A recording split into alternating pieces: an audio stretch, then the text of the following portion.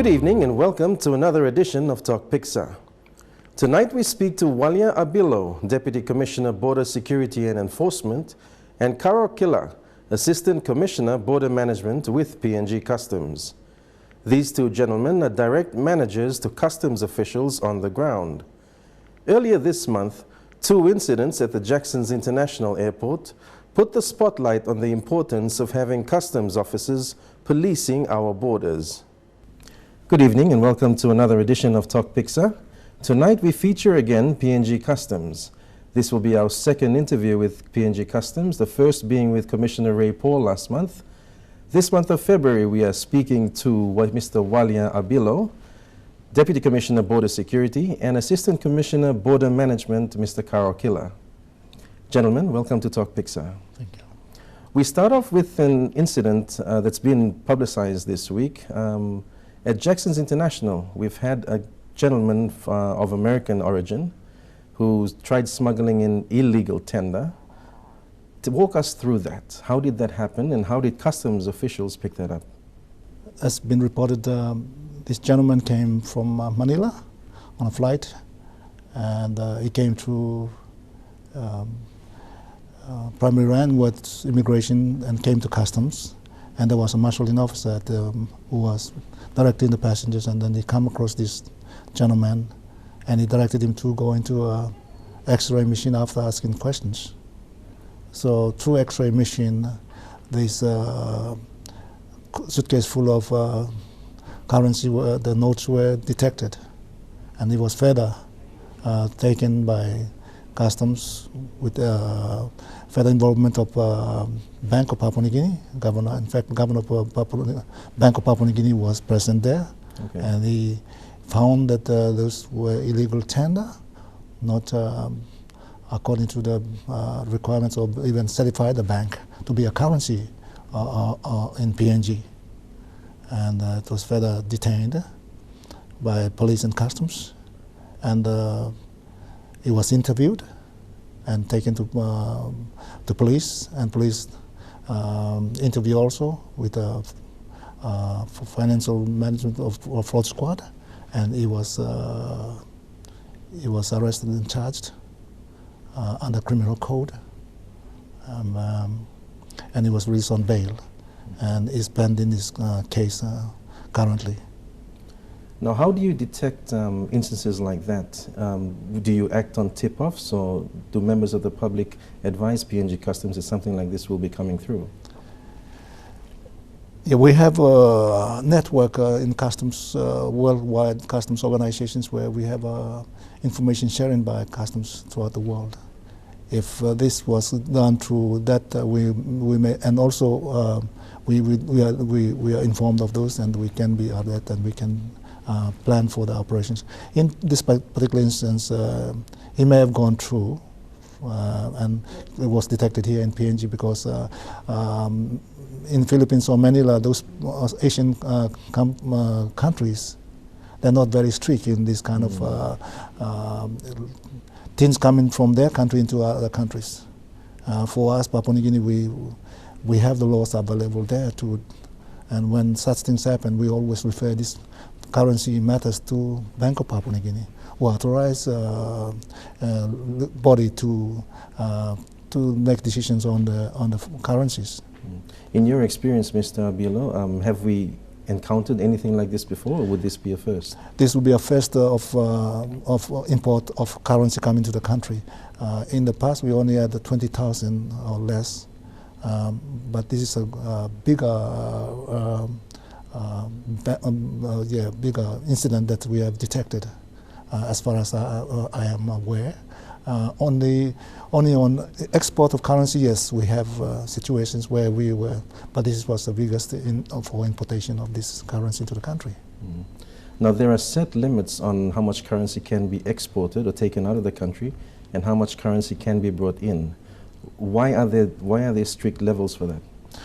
It's made by the bank because so many people are taking the currency out of the country, which can have an effect on our economy.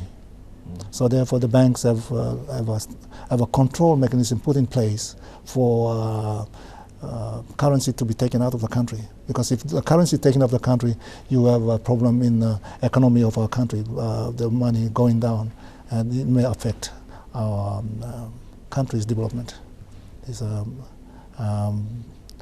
And we have the MOU between them and us at the Bank of Papua New Guinea, where we detect these things. They always refer to them for them to take action on them, on the exports. It's 20,000 and below, not more. 20,000 and below. Yes. Now, the other instance that happened this month also is an incoming passenger, the husband of the incoming passenger trying to bribe a customs officer for 1,000 kina. Could you walk us through that, Mr. Karo? Thank you. Yes, this person of Asian origin came in with a large amount of cigarettes packed in a suitcase, and this was also detected by customs officers at the arrival hall. And they were referred to pay duty.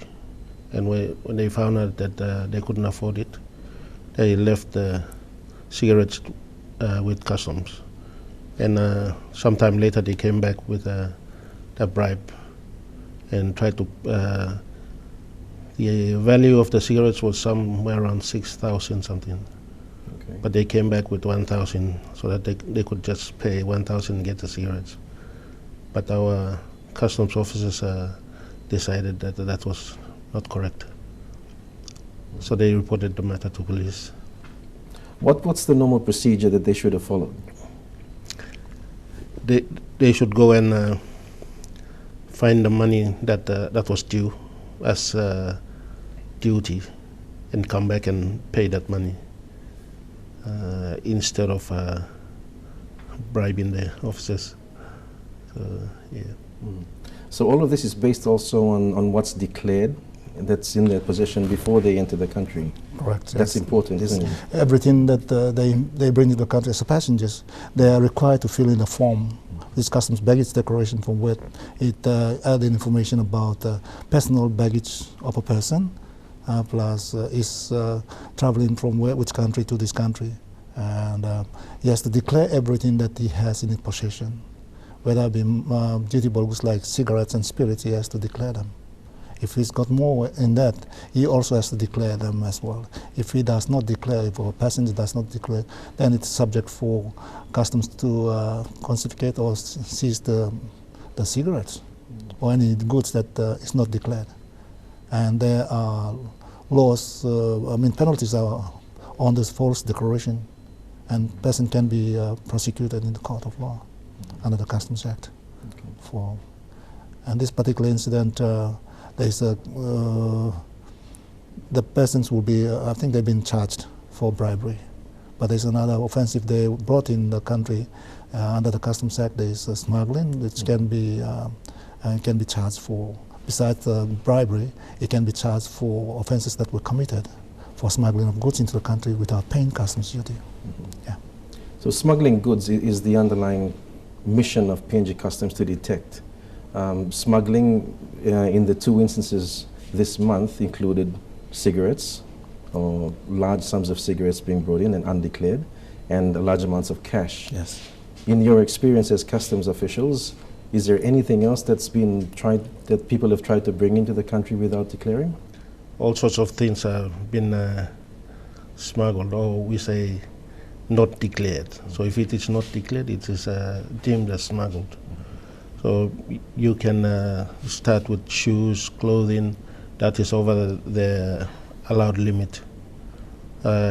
Small gadgets, electronics, jewelry, but it's mostly cigarettes and spirits.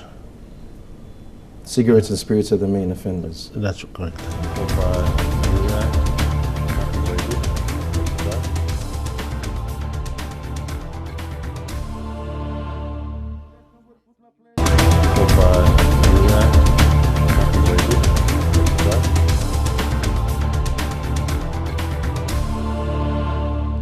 You're watching Tok Piksa. The importing of vehicles is apparently big business. Port Moresby alone can see over 100 vehicles imported every month. This is outside of the vehicles that are imported by regular, registered and recognized car dealerships. Let's move on now to another issue that a lot of people in Port Moresby and Papua New Guinea are interested in, and that's the importation of vehicles. Last month when I spoke to Commissioner Ray Paul, he did make a mention of the difficulties that importers face because of their ignorance of what they have to pay for vehicles that are being imported. What's the volume of vehicles that are imported, say every month, on the wharf here in Port Moresby? Usually there are a number of importers of used vehicles, and each importer imports in excess of 100 units per month. So if we have about four dealers, Right. then we have 400 vehicles a month. Now that's a big volume. Is it a big job for PNG Customs to manage? In terms of manpower, we don't have the numbers to deal with these large volumes, especially when the ship docks, and then we have to check every vehicle that comes out, what's in it, and whether the declaration is correct, and we check those against the documentation. So it's a bit of a pressure on our manpower. Is there a cap or a limit to the number of vehicles that registered vehicle importers can import? No, there's at the moment no limit to importation.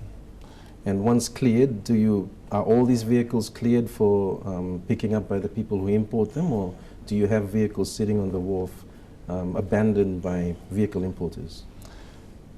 Yes, when they don't meet the requirements, either by customs at the wharf, to clear the goods within 5 clear working days, they're allowed within 5 clear working days to clear the documents plus the cargo out of the wharf area. Okay. And if they don't clear the goods, and also it's subject to PNG ports storage facilities, where they have the facilities available. After 5 clear working days, there's a grace period by the PNG ports. If that particular vehicle is not cleared, then it accumulates the charges. And after 30 days, if the goods are not cleared out of the wharf area, customs have a right to detain those goods and take them into the warehouses for customs collect a sale. The goods are disposed in that manner. After anyone doesn't claim the goods. Goods do not stay at the wharf area. We have customs legislation where governs us to tender the goods or even sell the goods under the customs collector sale, where goods are sold to tenders or any buyers. And we do that through either tender, or public tender, or otherwise collector of customs sales. Could you explain more on the collector of customs sales? How does that work? Where all the goods that are detained are being listed by customs officers, and they get their rates, type of goods that are available, units, prices, and all that is calculated, is assessed by customs, and they come up with a value of how much to sell these particular goods in a customs collector sale. And then we publish as a notice to every public to come and bid for the goods at a selected place. According to the assessment of how much each unit would cost. From that price, they can go up, bid for it, up to whoever wins the. And that's seen by PNG Customs as a revenue-raising area? It is a revenue-raising area. Over 100 cars a month, that's a big number, and especially for just Port Moresby. I'm assuming around the country that this number would increase? That's correct. There may be dealers in other centers, and I didn't mention that there are also individuals who import vehicles as well. I think this is the source of our problems, because they are the ones who abandon the vehicles at the wharf after the grace period.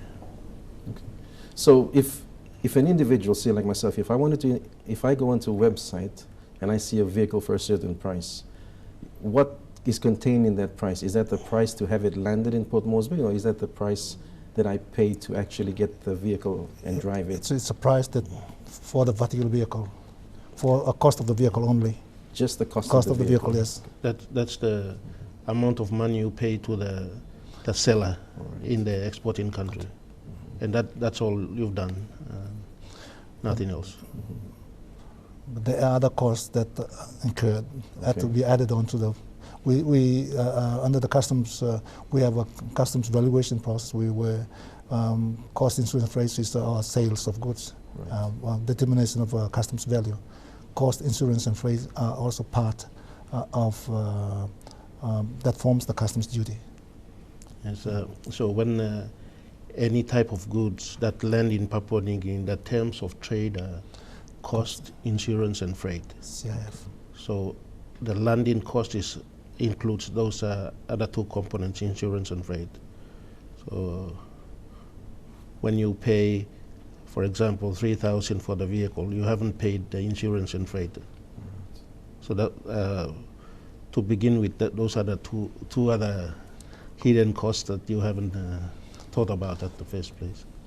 How would importers know about these two costs?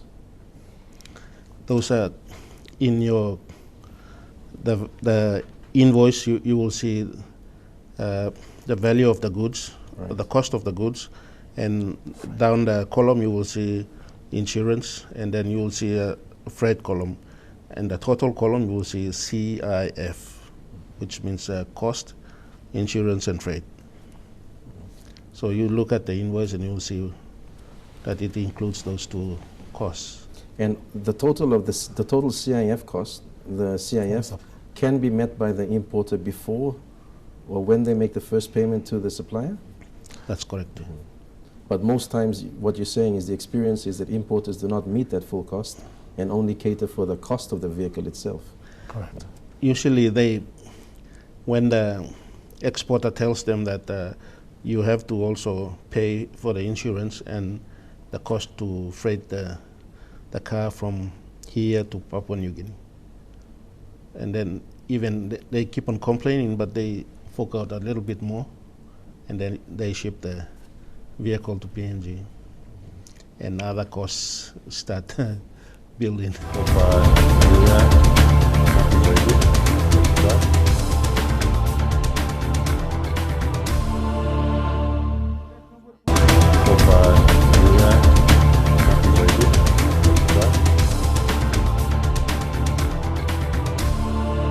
You're watching Tok Piksa.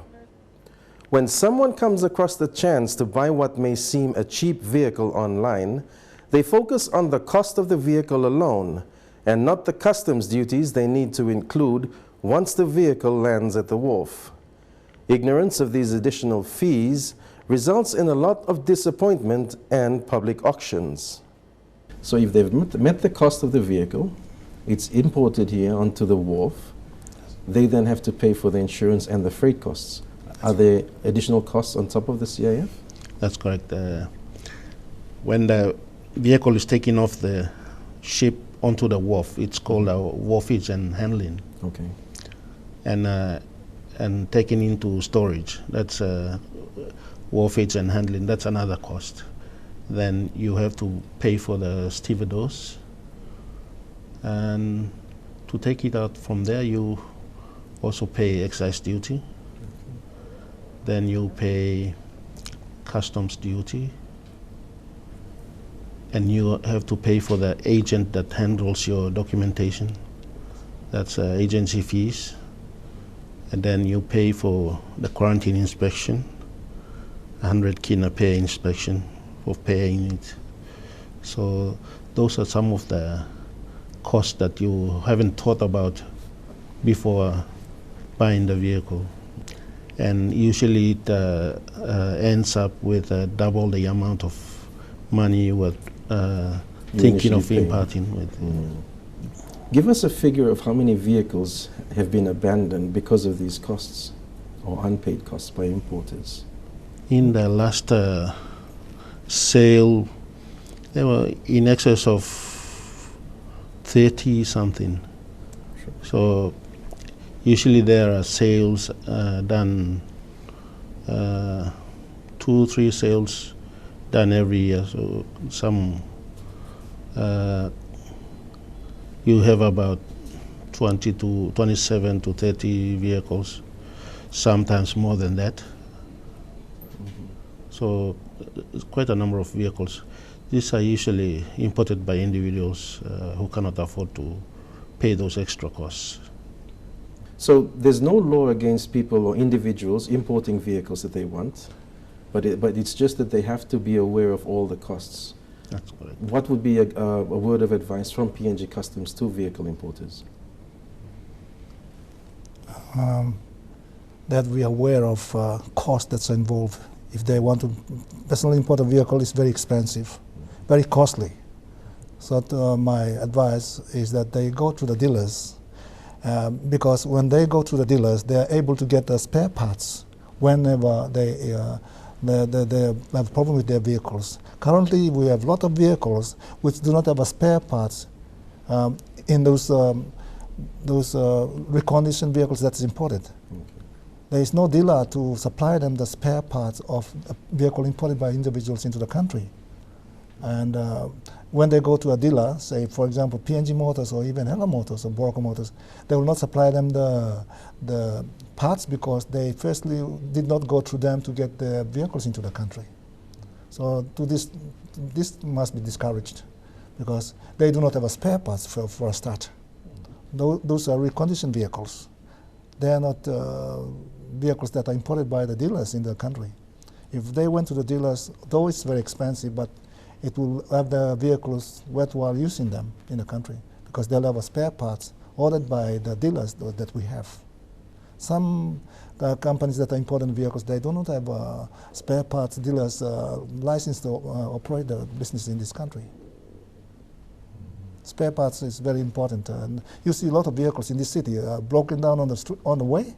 They are reconditioned vehicles. They've been used in Japan for their lifespan that's already expired, and they recondition and send them into the country to make money out of for these vehicles in this country.